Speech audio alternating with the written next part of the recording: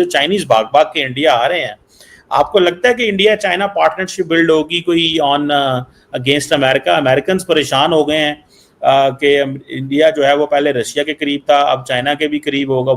इससे वो क्या फायदा उठा सकते हैं? देखिए, ये बहुत बड़ी हार होगी डोनाल्ड ट्रंप की अगर ये मामला तय ना कर पाया।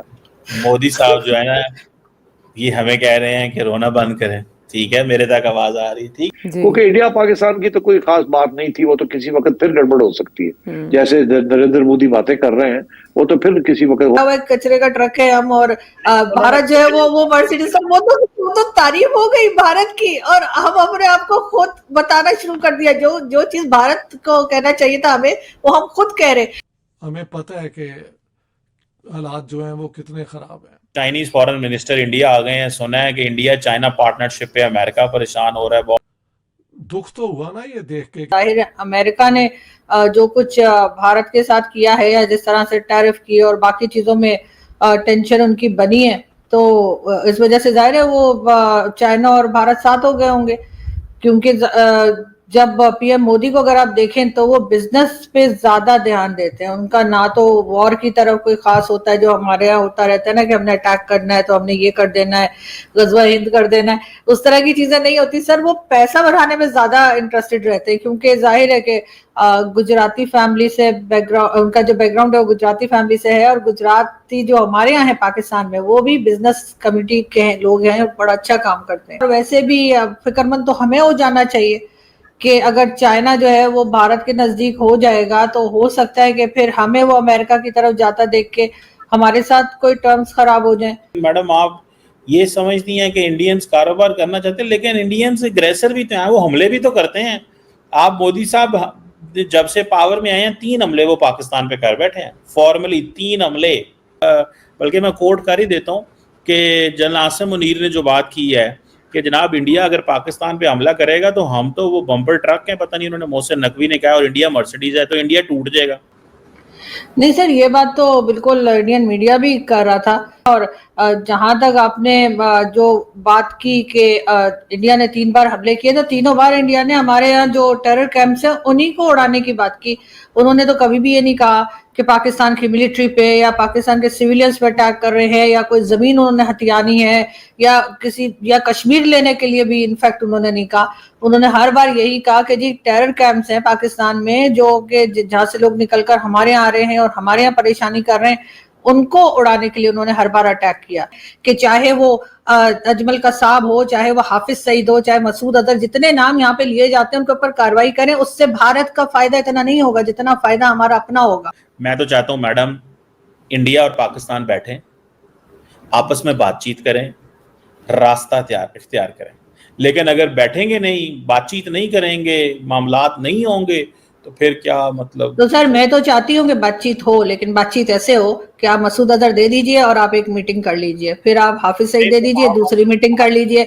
आपके पास सर एक पूरा, ये जितने आपने अनमोल रतन बना के रखे ना, उसका एक ढेर है। आप शर्त लगा लीजिए मेरे साथ, आपके पास बात करने के लिए टॉपिक नहीं रह जाएगा। लेकिन ये जो हमारे यहाँ जो हमने टेरर ग्रुप्स और ये जिनको फंडिंग की है हमने खुद, वो खत्म नहीं होंगे। तो बहरहाल मैडम, बैठ की बात होनी है। मैं भी यही कहूंगा, और आप भी प्लीज इसी पे अगर मुनासिब समझें तो जरा शोर डालें कि बैठ के बात हो। मैं तो ये कहूंगा आपके साथ, और आपका दिल यही करता है बैठ के बात। सर चाइना के साथ तो आप लेट के बात करते हैं, अमेरिका और चाइना के साथ भारत के साथ शायद बैठ के बात कर ले, वो और बात है। लेकिन सर मैं तो कई बार कह चुकी हूँ पीएम मोदी को कि यहाँ पर इन्वेस्टमेंट कर दें और उसके बाद देखें चमत्कार।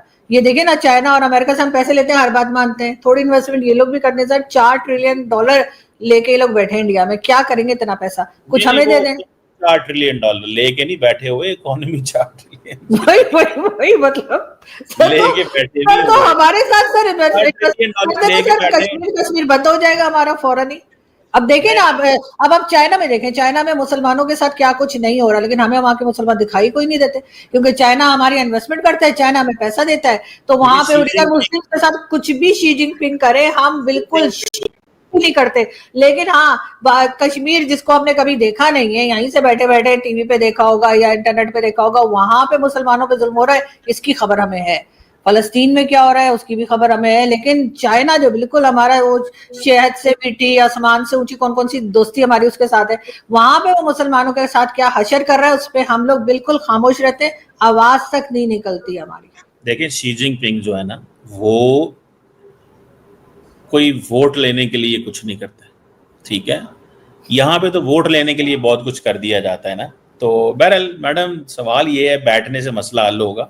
मोदी साहब जो है ना ये हमें कह रहे हैं कि रोना बंद करें, ठीक है, मेरे तक आवाज आ रही है, ठीक है मैडम, मान लें आप, मर्जी है मोदी साहब की। मैं तो चाहता हूँ कि भाई बातचीत हो, डायलॉग हो, रास्ता। मैं भी चाहती हूँ सर, लेकिन सर मैं चाहती हूँ बातचीत ऐसे हो कि जो शिकायतें हैं भारत को हमारे से, हम सीरियसली उसके ऊपर काम करें और तभी बातचीत हो। हमें जो शिकायतें हैं भारत भी उस पर काम करे, तब डेफिनेटली, जाके ये चीजें ठीक होंगी।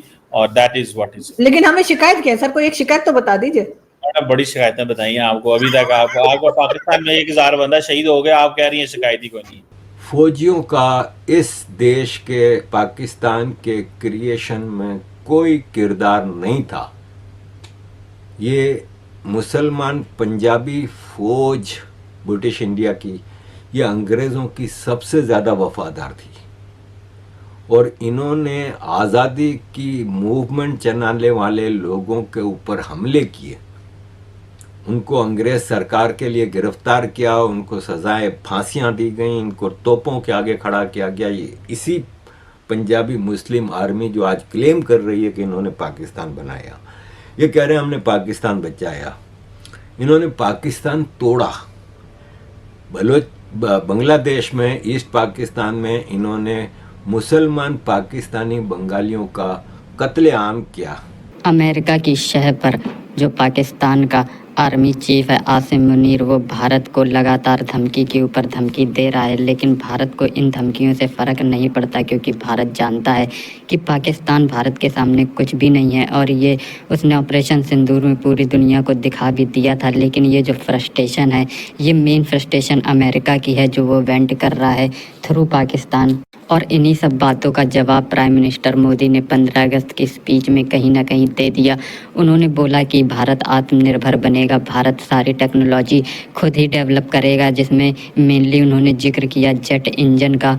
और साथ ही साथ उन्होंने एक एयर डिफेंस सिस्टम जिसका नाम सुदर्शन चक्र होगा, जो लगभग भारत के सभी बड़े पब्लिक एरियाज़ को कवर करेगा, उसका भी जिक्र किया, जो 2035 तक तैयार हो जाएगा। ये कहीं ना कहीं जवाब है अमेरिका को कि अमेरिका चाहे कुछ भी कर ले, भारत झुकने वाला नहीं है। भारत अपनी स्ट्रेटजिक ऑटोनॉमी को प्रैक्टिस करेगा।